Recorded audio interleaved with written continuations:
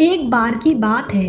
एक बार बुद्ध से एक मलुक के पुत्र ने पूछा, भगवान, आपने आज तक यह नहीं बताया कि मृत्यु के उपरांत क्या होता है।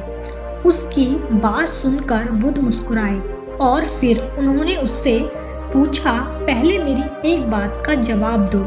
अगर कोई व्यक्ति कहीं जा रहा हो और उसके अचानक कहीं से आकर उसके शरीर में एक विष बुझा बाण घुस जाए तो उसे क्या करना चाहिए? पहले शरीर में घुसे बाण को हटाना ठीक रहेगा या फिर देखना कि बाण किधर से आया है और किसे लक्ष्य कर मारा गया है? मलिक के पुत्र ने कहा, पहले तो शरीर में घुसे बाण को तुरंत निकालना चाहिए, अन्यथा विष पूरे शरीर में फैल जाएगा।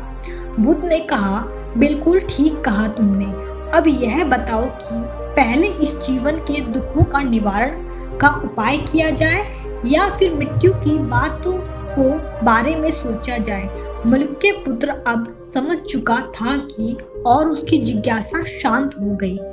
बुद्ध ने कहा, सबका हित करो। फिर दूसरे दिन एक व्यक्ति और बुद्ध के पास पहुंचा और वह भी बहुत जिज्ञासु था। वह बहुत अधिक तनाव में था।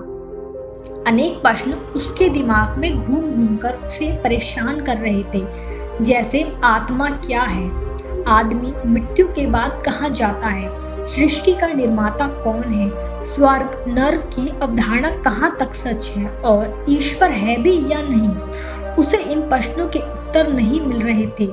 जब वह बुद्ध के पास पहुंचा तो उसने देखा कि बुद्ध को कई लोग घेर कर बैठे हैं। बुद्ध उन सभी के प्रश्नों व जिज्ञासाओं का समाधान अत्यंत सहज भाव से कर रहे हैं। काफी देर तक यह कर्म चलता रहा, किंतु बुद्ध धैर्यपूर्वक हर एक को संतुष्ट करते रहे। बेचारा व्यक्ति वहां का हाल देखकर परेशान हो गया।